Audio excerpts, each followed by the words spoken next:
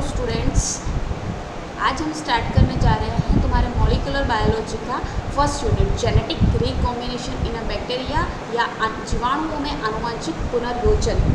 जीवाणुओं में आनुवंशिक पुनर्योजन या जेनेटिक रिकॉम्बिनेशन पढ़ने के लिए सबसे पहले हम देखते हैं कि जीवाणुओं में जो दूसरे जीव होते हैं वैसे ही उनमें लैंगिक जनन या सेक्सुअल रिप्रोडक्शन यहाँ पर नहीं पाया जाता है। इनमें केवल क्या पाया जाता है, इनमें जीनों का जो ट्रांसफ़र होता है वो जीनों का ट्रांसफ़र होता है या जीनों का स्थानांतरण पाया जाता है। जीनों का स्थानांतरण होता है तो उसमें दाता कोशिका या डोनर सेल जो होती है वो दाता कोशिका अपने जीनों को क्या करेगी, ग्राही कोशिका या रिसेप्शन सेल्स जो होती है रिसेप्शन सेल्स के अंदर अपने बैक्टीरियाज या अपने जीन्स जो होते हैं उन जीनों का ट्रांसफ़र करती है। उन जीनों का ट्रांसफ़र करके वो क्या करेगी, आनुवंशिक पुनर्संयोजन दर्शाती है। आनुवंशिक पुनर्संयोजन या जेनेटिक रिकॉम्बिनेशन जो होता है वो 3 प्रकार से पाया जाता है। फर्स्ट होता है रूपांतरण या ट्रांसफॉर्मेशन, सेकेंड संयुग्मन या कंजुगेशन, थर्ड पारक्रमण या ट्रांसडक्शन। फर्स्ट जो इसकी हम स्टडी करते हैं रूपांतरण या संयुग्मन, रूपांतरण या ट्रांसफॉर्मेशन। रूपांतरण या ट्रांसफॉर्मेशन पढ़ते हैं तो इसके अंतर्गत सबसे पहले रूपांतरण की खोज जो की थी वो किसके द्वारा की गई थी, ग्रिफिथ नाम के साइंटिस्ट ने की थी। और ग्रिफिथ नाम के साइंटिस्ट ने सबसे पहले स्ट्रेप्टोकोकस न्यूमोनाई के अंदर रूपांतरण या ट्रांसफॉर्मेशन की प्रक्रिया को बताया था। अब रूपांतरण की प्रक्रिया को सबसे पहले बताने के लिए उन्होंने क्या किया कि एक चूहे पर या माइस के ऊपर अपना एक्सपेरिमेंट किया। उस माइस के अंदर 2 प्रकार के स्ट्रेन्स या 2 प्रकार के प्रभेद लिए। एक स्ट्रेन जो होता है वो तो होता है एस स्ट्रेन और दूसरा जो होता है आर स्ट्रेन। अब एस स्ट्रेन जो होता है वो कैसा होता है, स्मूथ फैक्टर होता है, मतलब चिकना प्रभेद होता है। और रफ फैक्टर जो होता है आर फैक्टर, जिसे हम कहते हैं रफ फैक्टर। अब रफ फैक्टर जो होता है खुरदुरा होता है। एस प्रभेद जो होगा वो वायरुलेंट होता है, मतलब वायरुलेंट इट मीन्स ये रोग कारक होता है। वायरुलेंट या रोग कारक है, रोग कारक। तो इस प्रभेद को जब हम किसी चूहे के अंदर जब एंटर करते हैं तो एंटर करने पर ये न्यूमोनाई नामक क्या करेगा, रोग उत्पन्न करता है, ये डिजीज क्रिएट करता है। और जो दूसरा ये जो एस स्ट्रेन होता है वो कैसा होता है, रोग कारक है, मतलब ये जहरीला होता है, जहरीला या पॉइजनन वाला होता है। जिससे अब जब इस प्रभेद को चूहों के अंदर जब हम एंटर करते हैं तो एंटर करने पर ये चूहे जो होते हैं वो सारे ही क्या हो जाएंगे, डेथ हो जाते हैं या मर जाते हैं। अब जो एस प्रभेद होता है इस एस प्रभेद के ऊपर क्या पाया जाता है, एस प्रभेद का जो कवर होता है या इसका जो कैप्सूल होता है वो कैप्सूल पाया जाता है या इस पर एक आवरण पाया जाता है। ये कैप्सूल जो होता है वो किसका निर्मित होता है, म्यूकोपॉलीसेकेराइड, म्यूकोपॉलीसेकेराइड्स नाम के प्रोटीन से निर्मित एक कैप्सूल पाया जाता है।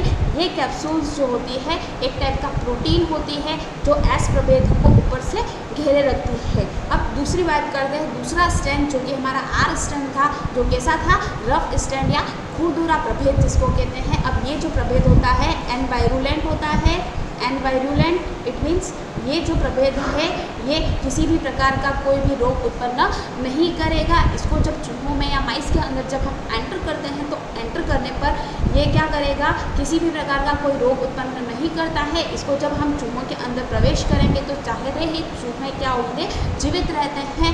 तो ये होता है नॉन पैथोजेनिक या एन वायरुलेंट भी इसको कह सकते हैं। नॉन वायरुलेंट मतलब अरोगकारक होते हैं ये जो फैक्टर होते हैं। इतना जो एस प्रभेद और आर प्रभेद को अब क्या करेंगे, हम किसी चूहे के अंदर इंजेक्ट करते हैं तो चूहे के अंदर इंजेक्ट करने पर क्या होगा,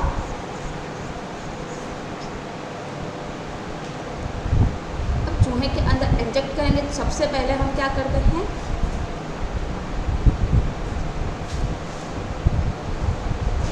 फर्स्ट क्या करेंगे, आर प्रभेद को क्या करेंगे, इंजेक्ट करेंगे। इंजेक्ट कहाँ किया जाएगा, तो इंजेक्ट किसी भी माइस के अंदर या चूहे को अंदर करेंगे। हमने पहले ही देखा था आर प्रभेद कैसा था, एन वायरुलेंट या अरोगकारक था। अरोगकारक जब प्रभेद को हम किसी चूहे के अंदर या माइस के अंदर जब एंटर करते हैं सारे ही चूहे कैसे रहने चाहिए, जब ये अरोगकारक हैं तो सारे ही चूहे कैसे होंगे, यहाँ पर लाइव होंगे या जीवित होंगे।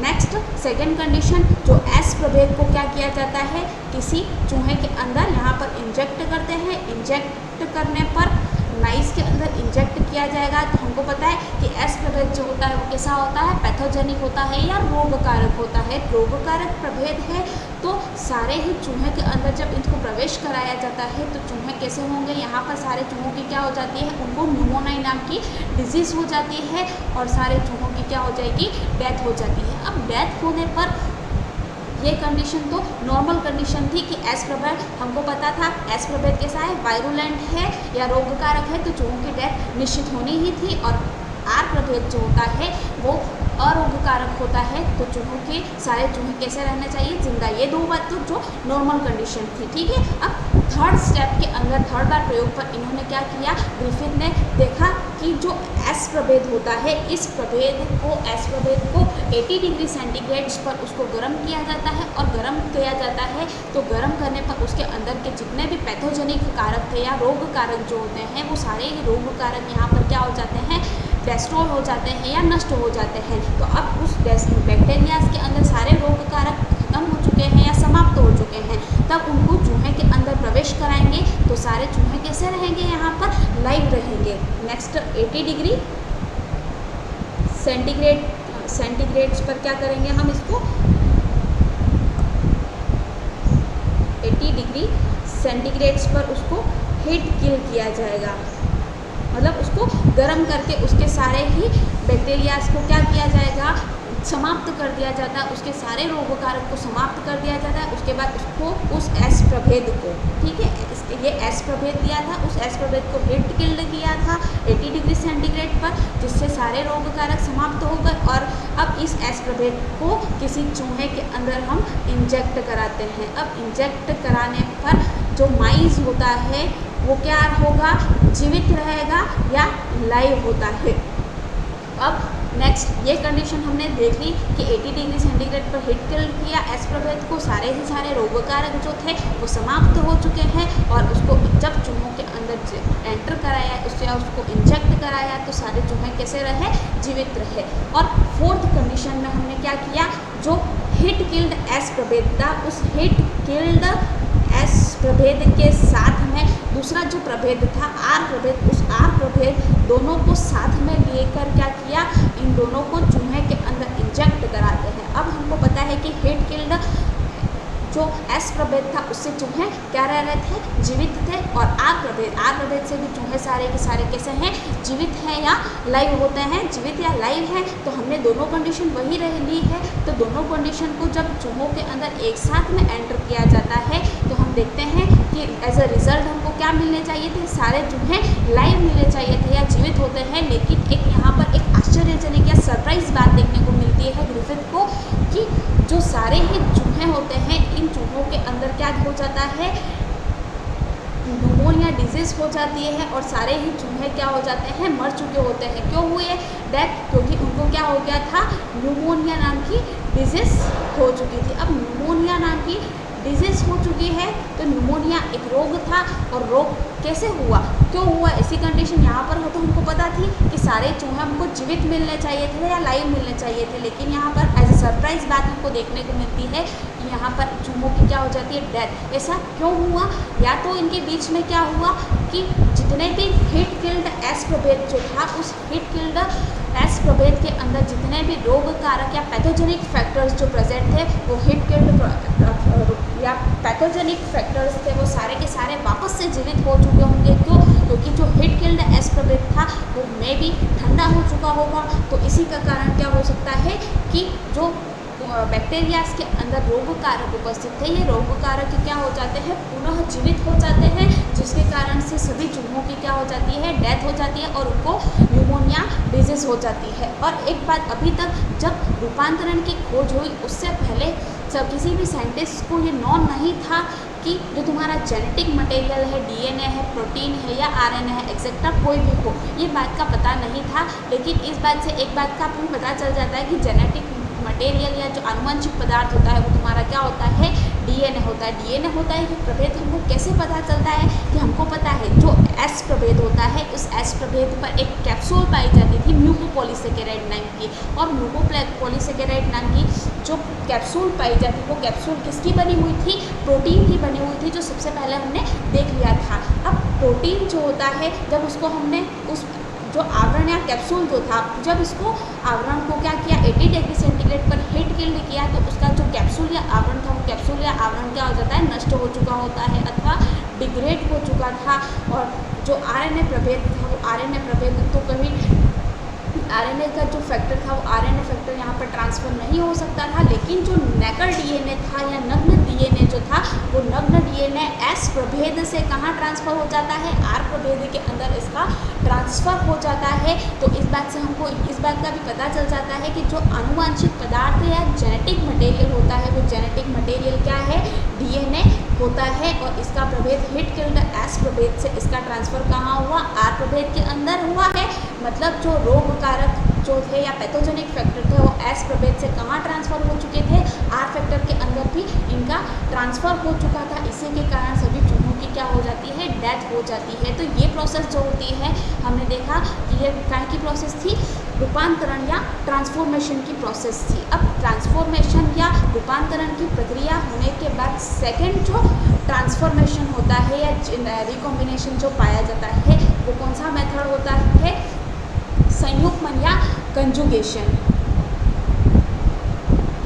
सेकेंड संयुग्मन या कंजुगेशन। सेकेंड कंजुगेशन या संयुग्मन के अंदर हम देखते हैं कि इनमें जो प्रोसेस पाई जाती है वो प्रोसेस किस प्रकार से पाई जाएगी। तो इनमें जब दाता कोशिका से ग्राही कोशिका में किसी भी जीनों का ट्रांसफ़र होता है तो इस ट्रांसफ़र के लिए यहाँ पर एक संयुग्म नाल बन जाती है या पाइलस का निर्माण हो जाता है। ये पाइलस के निर्माण के द्वारा जो दाता कोशिका का जो जीन होते हैं या प्लाज्मिड जो होते हैं वो दाता कोशिका का प्लाज्मिड कहाँ ट्रांसफ़र हो जाएगा, ग्राही कोशिका या रिसिपिएंट सेल्स के अंदर इनका ट्रांसफ़र हो जाता है।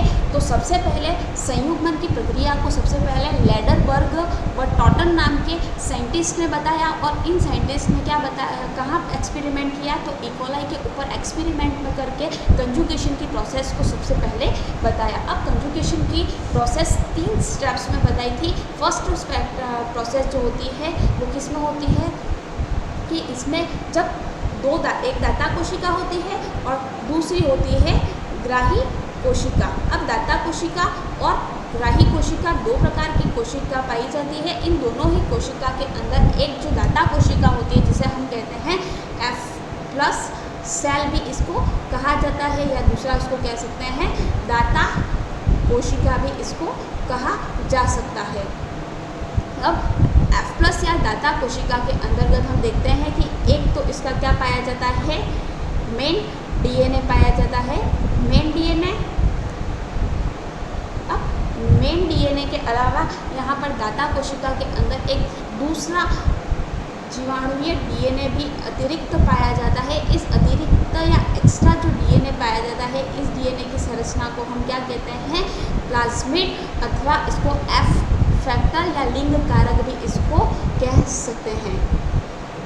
अब हमको पता है कि एक दाता कोशिका जो होती है या डोनर सेल्स जो होती है उसको F+ सेल्स भी इसको कह रहे हैं, और इस F+ सेल्स के अंदर एक तो मेन डीएनए पाया जाता है जो जीवाणु का मुख्य डीएनए होता है। उस मुख्य डीएनए के अतिरिक्त एक दूसरा डीएनए जो अतिरिक्त और वर्तुलाकार या गोल शेप में पाया जाता है जिसे हम कहते हैं प्लाज्मिड या F फैक्टर।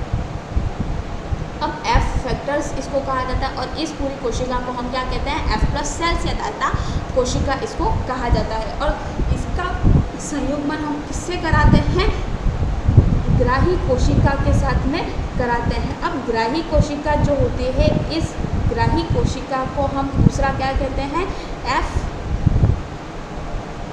सेल्स भी इसको कहा जा सकता है। अब इस F सेल्स के अंदर सिर्फ क्या पाया जाता है, मुख्य डीएनए या मेन डीएनए ही इसमें पाया जाता है। अब इनमें जब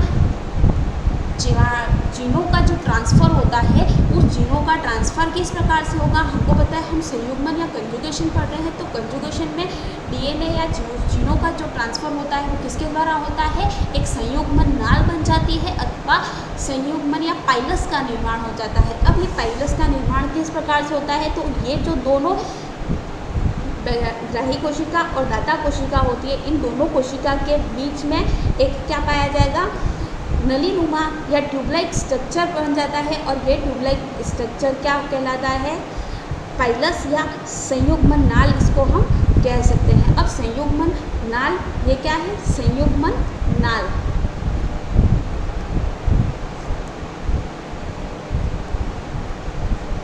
या इसको जो दूसरा हम कह सकते हैं पाइलस। ठीक है, अब पाइलस के अंदर पहले तो क्या हो जाता है कि दाता कोशिका और ग्राही कोशिका, इन दोनों कोशिका के बीच में दोनों कोशिकाएं जब पास पास आ जाती है तो इनके जो लिंग रोम होते हैं या हेयर लाइक जो स्ट्रक्चर होते हैं, या हेयर लाइक स्ट्रक्चर के सहायता से दोनों सेल्स जो होती है वो पास पास आती है और पास पास आकर एक कैनाल का निर्माण कर लेती है और इसी कैनाल या नाल को हम क्या कहते हैं, संयुग्मन नाल या पाइलस कहते हैं। अब इसके अंदर का जो मुख्य डीएनए या मेन डीएनए होता है, ये मेन डीएनए तो एज इट इज़ बना रहता है वैसा के वैसा ही, लेकिन जो दाता कोशिका का प्लाज्मिड या एफ कारक जो होता है, एफ फैक्टर, ये एफ फैक्टर यहाँ पर क्या हो जाता है, ट्रांसफ़र होना शुरू हो जाता है। ये एफ फैक्टर क्या करेगा, जब ट्रांसफ़र होना शुरू होता है तो ये ट्रांसफ़र किस प्रकार से होगा, इसका ट्रांसफ़र संयुग्मन नाल से कहाँ होगा, ग्राही कोशिका की तरफ या रिसिप्शन सेल्स की तरफ इनका ट्रांसफ़र होता है। तो ट्रांसफ़र के समय दो जो प्लाज्मिड का कुछ भाग तो अभी भी दाता कोशिका के अंदर ही बना रहता है और कुछ भाग जो होता है वो ग्राही कोशिका के अंदर इनका ट्रांसफ़र हो जाता है और ट्रांसफ़र के समय जो दाता कोशिका या डोनर सेल थी उसका मुख्य डीएनए तो एज इट इज़ वैसा का वैसा ही रहता है यहाँ पर भी, और ग्राही कोशिका के अंदर दोनों में वैसा ही बना रहता है। लेकिन जो ये प्लाज्मिड था, ये प्लाज्मिड का स्ट्रक्चर कुछ भाग में तो दाता कोशिका के अंदर बना रहेगा और कुछ भाग के अंदर कहाँ स्थानांतरित हो जाता है, ग्राही कोशिका के अंदर इनका ट्रांसफ़र हो जाता है। अब इन दोनों का ट्रांसफ़र होने के बाद जो एफ+ कोशिका थी वो एफ+ कोशिका तो एफ+ कोशिका के समान ही है। क्यों समान है, क्योंकि उसमें तो मुख्य डीएनए भी प्रेजेंट है और प्लाज्मिड का या एफ फैक्टर जो था वो एफ+ फैक्टर भी वैसा का वैसा ही है। तो एफ+ सेल्स या जो दूसरी क्या होती है दाता कोशिका, तो दाता कोशिका ही बनी रहती है। लेकिन जो ग्राही कोशिका या रिसिप्शन सेल्स थी वो रिसिप्शन सेल्स कैसी बन चुकी है, यहाँ पर तो पहले क्या था, मेन डीएनए ही प्रेजेंट था, लेकिन यहाँ पर जब इसका संयुग्मन नाल के निर्माण के पश्चात यहाँ पर मेन डीएनए के अलावा दूसरा क्या आ चुका है, यहाँ पर एक प्लाज्मिड का स्ट्रक्चर भी आ चुका है। तो अब जो एफ+ सेल्स थी वो किस में कन्वर्ट हो गई है, T+ सेल्स के अंदर कन्वर्ट हो चुकी है और इस T+ सेल्स को अब ट्रांसफर होने के पश्चात हम इसको क्या कह सकते हैं, दाता कोशिका भी इसको कहा जा सकता है। तो एफ+ कोशिका जो दाता कोशिका थी उसके प्लाज्मिड या एफ फैक्टर का जब ट्रांसफ़र होता है तो ट्रांसफ़र के बाद जो ग्राही कोशिका थी वो ग्राही कोशिका किस में चेंज हो जाती है, T+ सेल्स या दाता कोशिका के अंदर ही चेंज हो जाती है। ये तो थी संयुग्मन की पहली अवस्था। अब संयुग्मन की पहली अवस्था में किसके द्वारा हुआ था ये संयुग्मन, तो प्लाज्मिड के द्वारा या एफ फैक्टर के द्वारा ये प्रोसेस हुई थी। अब सेकेंड फैक्टर जो होता है वो सेकेंड प्रोसेस किसके द्वारा होगी, HFR सेल्स के द्वारा या HFR कोशिका के द्वारा, HFR कोशिका के द्वारा। अब HFR कोशिका क्या है, तो HFR कोशिका हाई फ्रिक्वेंसी रिकॉम्बिनेशन होता है।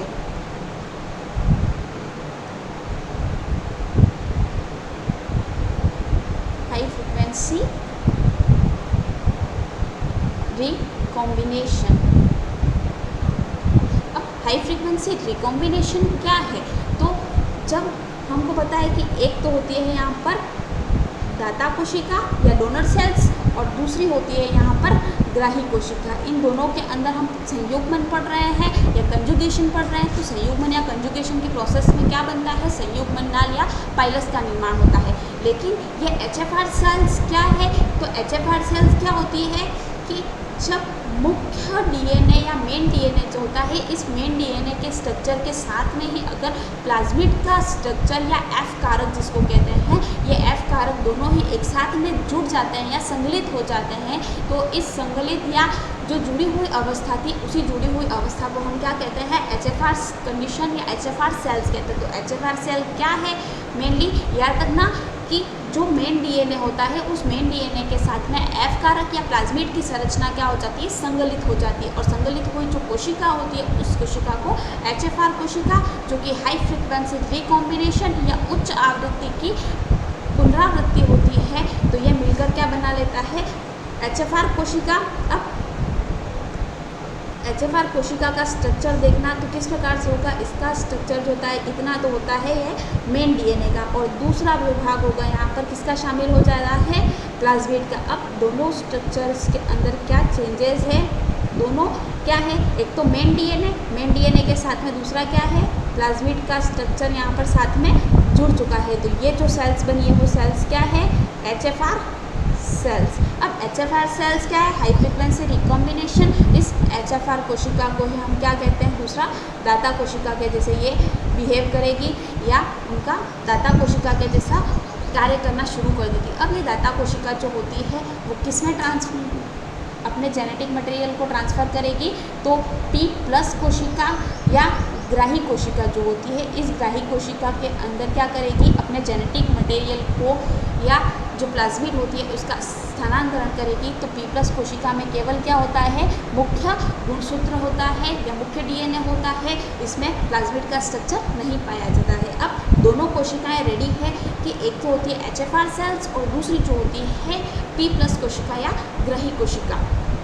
अब दोनों कोशिका के अंदर हम संयुग्मन पढ़ रहे हैं, तो इनमें किसका निर्माण हो जाएगा, एक संयुग्मन नलिका का या पाइलस का निर्माण हो जाता है। इस संयुग्मन नलिका के अंतर्गत क्या होगा कि जो मेन डीएनए होता है वो एचएफआर सेल्स का एज इट इज़ वैसा का वैसा ही बना रहता है, लेकिन जो प्लाज्मिड का स्ट्रक्चर था वो प्लाज्मिड का स्ट्रक्चर परिवर्तित होकर कहाँ ट्रांसफ़र होने लग जाएगा, इसका ट्रांसफ़र होगा ग्राही कोशिका के अंदर। इसका मटेरियल का या प्लाज्मिड का ट्रांसफ़र ग्राही कोशिका के अंदर या रिसेप्शन सेल्स के अंदर इसका ट्रांसफ़र हो जाता है। अब ट्रांसफ़र होने के बाद जो ग्राही कोशिका दाता कोशिका जो थी कौन सी थी, एचएफआर कोशिका। एचएफआर कोशिका जो होती है वो एज इट इज़ वैसी पहली वाली कंडीशन में हो जाती है, मतलब कौन सी कंडीशन, इसमें कुछ मात्रा में अभी भी प्लाज्मिड की बनी रहती है और मेन डीएनए तो वही का वही होता है। तो प्लाज्मिड का स्ट्रक्चर तो ऐसा का वैसा ही बना रहता है, लेकिन जो प्लाज्मिड के स्ट्रक्चर के साथ मेन डीएनए भी वैसा ही होता है और प्लाज्मिड का कुछ भाग अभी भी एचएफआर सेल्स के अंदर ही है। लेकिन जो अब ग्राही कोशिका की बात कर रहे हैं हम, तो ग्राही कोशिका जो होती है ये ग्राही कोशिकाएं क्या हैं, तो ग्राही कोशिका में जो मेन डीएनए था उस मेन डीएनए के स्ट्रक्चर के साथ में क्या बन जाएगा, जो प्लाज्मिड का स्ट्रक्चर जो था जेनेटिक मटेरियल, वो जेनेटिक मटेरियल अब क्या था, यहाँ से संयुग्मन नलिका के बनने से कहाँ ट्रांसफ़र हुआ था, ग्राही कोशिका के अंदर। तो यहाँ पर भी प्लाज्मिड के स्ट्रक्चर के अंदर क्या हो जाता है, या मेन डीएनए के स्ट्रक्चर के अंदर प्लाज्मिड का ट्रांसफ़र हो चुका है। तो प्लाज्मिड के स्ट्रक्चर का ट्रांसफ़र होना ही क्या होता है, एचएफआर कोशिका के द्वारा संयुग्मन हुआ है। ये हुई संयुग्मन की प्रक्रिया। अब संयुग्मन के निर्माण के पश्चात ये संयुग्मन दो प्रकार से हमने पढ़ा कि एक तो पढ़ा F+ फैक्टर के द्वारा और दूसरा जो होता है एचएफआर सेल्स के द्वारा। दोनों में डिफरेंस क्या है, तो दोनों के अंदर डिफरेंस ये होता है कि जो F+ फैक्टर के अंदर हम संयुग्मन पढ़ते हैं तो उसमें जो ग्राही कोशिका होती है वो पहले किसमें कन्वर्ट हो जाती है, दाता कोशिका के अंदर कन्वर्ट होती है। लेकिन जब एचएफआर सेल्स के द्वारा हम संयुग्मन या कंजुगेशन पढ़ते हैं तो कंजुगेशन की प्रोसेस में यहाँ पर ग्राही कोशिका क्या होती है, ग्राही कोशिका ही बनी होती है, ये दाता कोशिका के अंतर्गत कन्वर्ट्स नहीं होती है। तो एक बात और नोटिस की यहाँ पर कि जो संयुग्मन की या प्रक्रिया में जो एचएफआर कोशिका होती है वो एचएफआर कोशिका में ग्राही कोशिका जो होती है वो ट्रांसफ़र हो सकती है, लेकिन ये जब ट्रांसफ़र प्लाज्मिड का जो होता है उस जेनेटिक मटेरियल या प्लाज्मिड के ट्रांसफ़र के समय हमको 100 मिनट से ज़्यादा का टाइम यहाँ पर लगता है, लेकिन संयुग्मन या कंजुगेशन कभी भी लंबे समय तक नहीं चलता है। इसीलिए यहाँ पर जो एचएफआर कोशिका के द्वारा हम संयुग्मन पढ़ते हैं तो ये संयुग्मन क्या होता है, सदैव रुक रुक कर चलता है या बिल्कुल स्लोली ये क्या होगा, इसका ट्रांसफ़र यहाँ पर होता है। तो ये जो प्रक्रिया हुई वो होती है संयुग्मन की प्रक्रिया या कंजुगेशन की प्रोसेस। अब कंजुगेशन सेकेंड प्रोसेस कंप्लीट तुम्हारी। अब थर्ड स्टेप जो होती है पारक्रमण या ट्रांसडक्शन।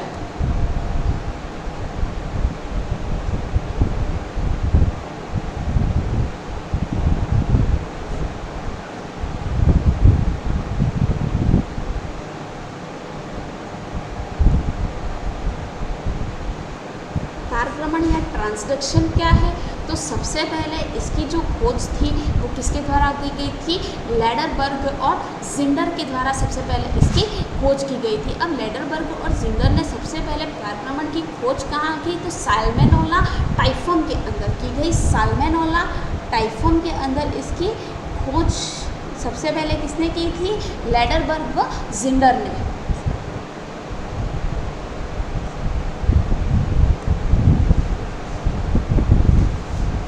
लैडरबर्ग व जिंडर ने सबसे पहले किसकी खोज की, साल्मोनेला पारक्रमण की खोज की। पारक्रमण होता क्या है, तो यहाँ पर कोई भी बैक्टीरिया होता है, उसमें जब जेनेटिक मटेरियल या डीएनए के फ्रेगमेंट्स का ट्रांसफ़र होता है, वो ट्रांसफ़र किसी न किसी बैक्टीरियोफेज या जीवाणु भोजी के माध्यम से डीएनए का ट्रांसफ़र होता है। तो इस प्रक्रिया को कहते हैं पारक्रमण अथवा ट्रांसडक्शन। नॉर्मल वे में हम बोले तो कह सकते हैं कि जब ट्रांसडक्शन की प्रोसेस होती है तो उसमें जेनेटिक मटेरियल का ट्रांसफ़र किसी एक माध्यम से होता है, और वह माध्यम क्या होता है, जीवाणु भोजी होता है। तो जीवाणु भोजी के माध्यम से बैक्टीरिया या डीएनए का ट्रांसफ़र क्या कहलाता है, पारक्रमण कहलाता है। अब पारक्रमण जो होता है दो प्रकार से पाया जाता है। फर्स्ट जो होता है सामान्य पारक्रमण अथवा जनरलाइज्ड ट्रांसडक्शन। अब जनरलाइज्ड ट्रांसडक्शन की प्रोसेस क्या होती है, यहाँ पर डायग्राम से हम समझ सकते हैं आसानी से। यहाँ पर एक बैक्टीरियल सेल्स है, इस बैक्टीरियल सेल्स के अंदर क्या प्रेजेंट है, उस जीवाणु कोशिका या जो बैक्टीरियल सेल्स है, इस बैक्टीरियल सेल्स का क्या है, मेन डीएनए प्रेजेंट होता है। हम किसकी बात कर रहे हैं अभी, जनरलाइज्ड ट्रांसडक्शन या सामान्य पारक्रमण की। सामान्य पारक्रमण में जो जीवाणु कोशिका होती है या बैक्टीरियल सेल्स होती है, इस बैक्टीरियल सेल्स के अंदर क्या है, एक मेन डीएनए प्रेजेंट है। अब मेन डीएनए के प्रोसेस के अंदर जब पारक्रमण या ट्रांसडक्शन होता है, तो ट्रांसडक्शन के अंदर जो जीवाणु का ट्रांसफ़र होता है या बैक्टीरियोफेज का ट्रांसफ़र होगा वो किसी माध्यम से होता है, और ये माध्यम क्या होता है, तो एक प्रकार का बैक्टीरियोफेज होता है या जीवाणु भोजी होता है। बैक्टीरियोफेज यहाँ पर क्या होता है, एक वायरस भी, बैक्टीरियोफेज हम नॉर्मल बोले तो एक प्रकार का या वायरस होता है। अब यहाँ पर क्या होता है कि जो मेन या जो बैक्टीरिया होती है, बैक्टीरियल सेल्स, अब बैक्टीरियल सेल्स के अंदर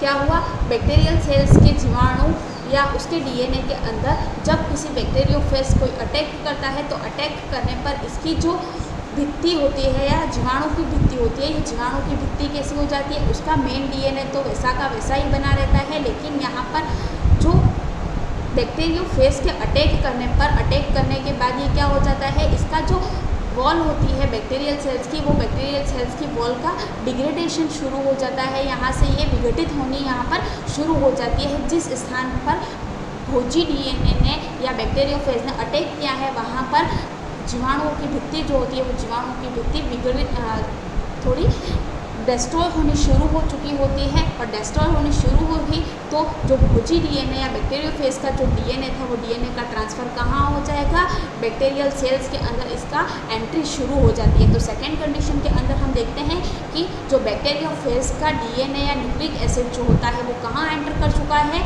बैक्टीरियल सेल्स के अंदर या जीवाणु कोशिका के अंदर इसका ट्रांसफ़र शुरू हो जाता है। अब ट्रांसफ़र होने के बाद थर्ड कंडीशन के अंदर यहाँ पर क्या होगा, रेप्लिकेशन होता है या प्रतिकृति होती है। रेप्लिकेशन या प्रतिकृति क्या है, तो जो यहाँ पर जो बैक्टीरियोफेज का डीएनए होता है, ये बैक्टीरियोफेज का डीएनए क्या होगा, अपनी संख्या के अंदर यहाँ पर वृद्धि कर लेता है, और अपनी संख्या के अंदर बैक्टीरियोफेज का डीएनए तो वृद्धि करता है, लेकिन जो जीवाणु कोशिका या मेन जो बैक्टीरियल सेल्स का मेन डीएनए था, वो डीएनए क्या हो जाता है, यहाँ पर फ्रेगमेंट्स होने लगते हैं उसके, या उस मेन डीएनए के टुकड़े होने लगते हैं। तो ये मेन डीएनए का तो क्या हुआ, खंडन हो रहा है, मेन डीएनए क्या हो गया, खंडित हो चुका है। लेकिन जो भोजी डीएनए जो था या बैक्टीरियोफेज का जो डीएनए था, वो बैक्टीरियोफेज के डीएनए के अंदर क्या हो जाता है, रेप्लिकेशन हो जाता है। रेप्लिकेशन इट मीन्स इसकी पुनरावृत्ति हो जाती है। इसकी पुनरावृत्ति होने से जो भोजी डीएनए या बैक्टीरियोफेज का डीएनए था, वो बैक्टीरियोफेज का डीएनए क्या हो गया, अपनी संख्या के अंदर इसने वृद्धि कर ली है। अब थर्ड कंडीशन के अंदर क्या होगा, थर्ड कंडीशन याद है क्या है कि जो भोजी डीएनए था उसने संख्या में वृद्धि कर ली, लेकिन जो प्लाज्मिडिया मेन डीएनए जो था वो मेन डीएनए अपने आकार में क्या हो चुका है, खंडित हो चुका है।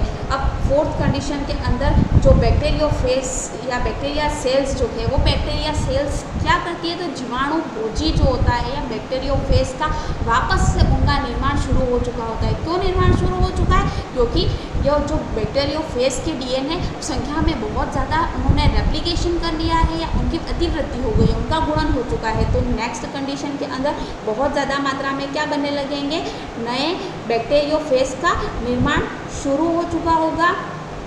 तो ये तो अपनी आकार में क्या कर लेते हैं, वापस से ये अपना गुणन प्रक्रिया शुरू कर लेते हैं, इनके अंदर गुणन हो चुका होता है। अब ये नए जीवाणु भोजी का क्या हो चुका है, यहाँ पर बैक्टीरियोफेज का या जीवाणु भोजी का निर्माण हो चुका है। जीवाणु भोजी के निर्माण के बाद नेक्स्ट क्या होगा, नेक्स्ट कंडीशन के अंदर यहाँ पर रिलीज ऑफ लाइसोजेनिक एंजाइम, मतलब यहाँ पर एक प्रकार के लाइसोजेनिक एंजाइम का स्रवण होता है और लाइसोजेनिक एंजाइम के स्रवण के कारण क्या हो जाता है कि जो बैक्टीरियल सेल्स थी या जीवाणु कोशिका जो होती है, इस जीवाणु कोशिका के अंदर जितने भी नए बैक्टीरियोफेज बने हैं, इन बैक्टीरियोफेज का लयन शुरू हो जाता है या लाइसिस हो जाता है। लाइसिस हो जाता है, इट मीन्स यहाँ की जो बैक्टीरियल सेल्स थी वो बैक्टीरियल सेल्स लाइसोजेनिक एंजाइम के स्रवण के कारण क्या हो जाती है, वो बैक्टीरियल सेल वॉल फट जाती है या इनका डिग्रेडेशन हो जाता है। और डिग्रेडेशन के कारण सेल वॉल फट जाने से यहाँ पर जितने भी नए भोजी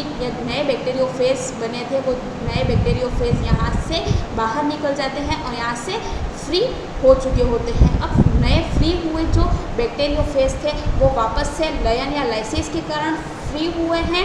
अकॉर्डिंग टू लाइटिक साइकिल के कारण ये क्या हुआ है, इनका लाइसिस हुआ है या उनका लयन हुआ और लयन के कारण ये क्या होता है, ये जब बैक्टीरियोफेज फ्री हो जाते हैं तो फ्री होने के बाद ये वापस से क्या कर सकते हैं, नए बैक्टीरियल सेल्स पर जाकर वापस से ये अपना अटैक करना शुरू कर सकते हैं। तो इस प्रकार का जो ट्रांसडक्शन होता है इसे तो हम कहते हैं पारक्रमण, जो कि सामान्य प्रकार का या जनरलाइज्ड ट्रांसडक्शन होता है, जो कि कैसे होता है, किसी बैक्टीरियोफेज के माध्यम से होता है। और बैक्टीरियोफेज में रेप्लिकेशन और रेप्लिकेशन के कारण मेन डीएनए का क्या हो जाता है, खंडन हो जाता है और खंडन के कारण जीवाणु भोजी का निर्माण हो जाता है। और यहाँ पर जीवाणु भोजी के निर्माण के बाद लाइसोजेनिक एंजाइम का स्रवण होगा और स्रवण के कारण बैक्टीरियल सेल वॉल क्या होगी, डिग्रेड हो जाएगी, जिससे के कारण क्या हो जाता है, बैक्टीरियल सेल वॉल का लाइसिस हो जाता है, ये अपघटित हो जाती है। और अपघटन के कारण जितने भी जीवाणु भोजी या बैक्टीरियोफेज नए बने थे वो सारे के सारे फ्री हो जाते हैं और फ्री होने के बाद वापस से ये बैक्टीरिया क्या करेंगे,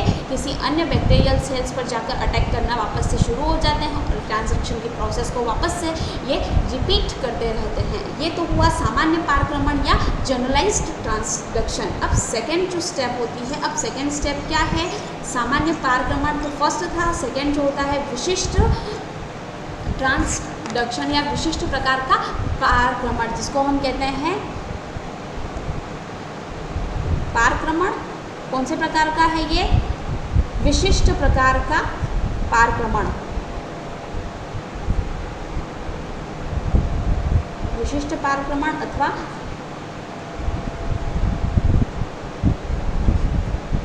स्पेशलाइज्ड ट्रांसडक्शन। अब स्पेशलाइज्ड ट्रांसडक्शन के अंदर क्या होता है कि जैसा हमने सामान्य पारक्रमण में पढ़ा था कि एक तो होती है बैक्टीरियल सेल्स या जीवाणु कोशिका, उस पर क्या करता है, कोई बैक्टीरियोफेज आकर अटैक करेगा और अटैक करने के बाद जो बैक्टीरियल सेल्स थी वो बैक्टीरियल सेल्स की सेल वॉल जो होती है उस सेल वॉल का डिग्रेडेशन होता है और डिग्रेडेशन होने के बाद क्या होगा, जो बैक्टीरियोफेज का मेन डीएनए था वो मेन डीएनए कहाँ ट्रांसफ़र हो जाता है, जो बैक्टीरिया सेल्स थी उस बैक्टीरिया सेल्स के अंदर इनका ट्रांसफ़र हो जाता है या इनका एंट्रेंस हो जाती है। तो भोजी का डीएनए या जो बैक्टीरियोफेज का जो डीएनए था वो अब कहाँ आ चुका है, जीवाणु कोशिका के अंदर इनका ट्रांसफ़र हो चुका होता है। देख रहे थे इस प्रकार से की कंडीशन यहाँ पर भी बन जाएगी। सेकेंड कंडीशन जो पहले देखी थी हमने सेम एज इट इज़ वही रहती है। सेकेंड कंडीशन से देखते हैं कि जो मेन डीएनए था वो मेन डीएनए तो एज इट इज़ वैसा का वैसा ही था। लेकिन इस मेन डीएनए पर जो बैक्टीरियोफेज था उसने अटैक करके उसका भोजी डीएनए जो होता है कहाँ छोड़ दिया था, बैक्टीरियल सेल्स के अंदर इस डीएनए को छोड़ दिया था। अब क्या हो चुका है कि जो बैक्टीरियोफेज का जो डीएनए था वो डीएनए कहाँ आ गया, बैक्टीरियल सेल्स के अंदर आ चुका है। अब इतनी कंडीशन तो दोनों ही प्रोसेस के अंदर सामान्य पारगमन व विशिष्ट पारगमन दोनों ही अवस्था में क्या थी, समान थी, परंतु जब थर्ड कंडीशन होती है वो दोनों में ही चेंज हो जाती है। अब यहाँ पर क्या होगा, इंटीग्रेशन होता है। इंटीग्रेशन बोले तो हम नॉर्मल वे में हम बोल सकते हैं इंटीग्रेशन क्या है, तो इंटीग्रेशन की प्रोसेस के अंदर जो मेन डीएनए था बैक्टीरिया का, उस मेन डीएनए के साथ में जो भोजी का डीएनए था वो भोजी का डीएनए साथ में जुड़ जाता है। तो इन दोनों का जुड़ना क्या कहलाता है, एक नई अवस्था का निर्माण करता है। उस नई स्टेज को यानी इस नई अवस्था को हम कह सकते हैं प्रोफेज अवस्था कहा जाता है। अब प्रोफेज अवस्था क्या है, विशिष्ट पारगमन के अंदर तो कह सकते हैं हम कि जो मेन डीएनए था जीवाणु का, उस मेन डीएनए के साथ में जो भोजी का डीएनए या बैक्टीरियोफेज का डीएनए था, ये बैक्टीरियोफेज का डीएनए यहाँ पर आकर जुड़ जाता है। इस कंडीशन को कहते हैं प्रोफेज कंडीशन। अब प्रोफेज कंडीशन के होने के बाद यहाँ से क्या होगा कि एक सस्पेंशन प्रोटीन का सेक्रेशन होता है, सस्पेंशन प्रोटीन का सेक्रेशन होता है और सस्पेंशन प्रोटीन के स्रवण के कारण क्या हो जाता है कि जो बैक्टीरियल सेल्स थी उस बैक्टीरियल सेल्स के अंदर जो प्रोफेज अवस्था बनी थी वो कई पीढ़ियों तक या कई जनरेशन्स तक क्या करती है, एक साथ में रेप्लिकेट होती रहती है या इनका डिवीज़न होता रहता है, विभाजन होता रहता है। अब विभाजन के बाद जो प्रोफेज की कंडीशन थी कई पीढ़ियों तक तो साथ में इनका विभाजन होता है और एक कंडीशन पर आकर ये कुछ टुकड़ों के अंदर ये विभक्त हो जाती है। अब कुछ टुकड़ों के अंदर विभक्त क्यों हुई थी, क्योंकि यहाँ पर क्या हुआ, सस्पेंशन प्रोटीन का रिलीजन हुआ या स्रवण हुआ। रिलीजन या स्रवण होने के बाद फोर्थ कंडीशन में यहाँ पर क्या हो जाता है, अकॉर्डिंग टू लाइसोजेनिक साइकिल के अकॉर्डिंग यहाँ पर क्या होगा, रेप्लिकेशन होता है। रेप्लिकेशन और प्रतिकृति हुई, रेप्लिकेशन या प्रतिकृति के कारण क्या हुआ, जो मेन डीएनए था या जो बैक्टीरियल सेल्स है उस बैक्टीरियल सेल्स के अंदर मिक्स्ड जीनोम बनने लगता है। मिक्स्ड जीनोम क्या है, तो दोनों ही प्रकार का डीएनए, दोनों ही प्रकार का डीएनए जो बैक्टीरियल सेल्स का डीएनए और भोजी का डीएनए दोनों साथ में रहने लगते हैं और इस प्रकार की कंडीशन जो होती है यहाँ पर एक साथ में प्रतिकृति करती रहती है और प्रतिकृति करने के बाद क्या बना लेती है, एक मिक्स्ड जीनोम बनाती है और मिक्स्ड जीनोम बनने के बाद वापस से वही कंडीशन कि यहाँ पर भी लयन होने लगता है या लाइसिस होने लगता है, जिससे कि बैक्टीरिया की सेल वॉल जो होती है वो बैक्टीरिया की सेल वॉल क्या करेगी, यहाँ से इसका डिग्रेडेशन शुरू हो जाता है, सेल वॉल डिग्रेड होगी तो जो नए भोजी डीएनए बने हैं वो सारे नए भोजी डीएनए या बैक्टीरियोफेज नए बने हैं, यहाँ से नए बैक्टीरियोफेज रिलीज होना शुरू हो जाते हैं और नए बैक्टीरियोफेज रिलीज होंगे तो वो वापस से क्या करेंगे, किसी अन्य बैक्टीरिया सेल्स पर जाकर क्या कर सकते हैं कि अटैक करना, दूसरी बैक्टीरिया सेल्स पर जाकर अटैक करना शुरू कर लेंगे। अब ये जो कंडीशन थी वो क्या थी, मिक्स्ड जीनोम बन गया है, मतलब दोनों ही डीएनए यहाँ पर साथ में होते हैं, ये मिक्स्ड जीनोम कंडीशन थी। अब मिक्स्ड जीनोम के बाद नए भोजी डीएनए बनना शुरू हो जाएंगे और भोजी डीएनए बनने के बाद वापस से इनका लयन होने लगता है और लयन किस प्रकार से होता है, तो लयन की प्रक्रिया के पश्चात जो बैक्टीरियोफेज या जीवाणु भोजी नए बने हैं, ये नए जीवाणु भोजी यहाँ से फ्री होना शुरू हो जाते हैं और शुरू होने के यहाँ से फ्री होने के बाद नए बैक्टीरियाज पर जाकर अटैक करना शुरू हो जाता है और इस प्रकार के अंदर क्या होगा कि जो नए बैक्टीरियाज का या नए जो जीन हो रहे हैं उनका जो ट्रांसफ़र हो रहा है, उस ट्रांसफ़र हर कोई बैक्टीरिया या हर जो नए जीन्स बने हैं, ये नए जीन्स का ट्रांसफ़र कुछ विशिष्ट प्रकार के जीनों का ही यहाँ पर ट्रांसफ़र होता है और विशिष्ट जीनों का ट्रांसफ़र ही क्या कहलाता है, विशिष्ट पारगमन या स्पेशलाइज्ड ट्रांसडक्शन कहलाता है। इसी प्रकार से आज की हमारी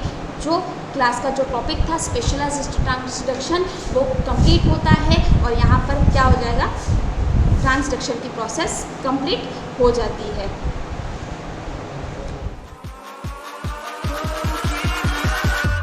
Catch 'em all.